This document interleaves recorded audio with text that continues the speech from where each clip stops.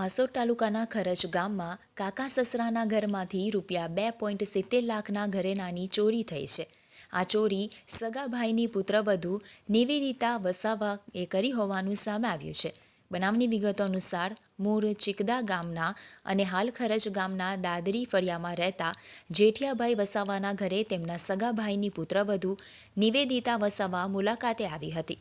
નિવેદિતા કુવાદરાની ઓમ રેસિડેન્સીમાં રહે છે. મુલાકાત દરમિયાન તેમણે ઘરમાં રહેલા સોના ચાંદીના ઘરેણાંની ચોરી કરી ફરાર થઈ ગઈ હતી. ચોરી થયેલા મુદ્દામાલની અંદાજિત કિંમત ₹2.70 લાખ આંકવામાં આવી છે. ઘટનાની જાણ થતાં જેઠિયાભાઈ વસાવાએ હાસોટ પોલીસ સ્ટેશનમાં ફરિયાદ નોંધાવી હતી. પોલીસે ફરિયાદના આધારે ગુનો નોંધી વધુ તપાસ હાથ ધરી છે.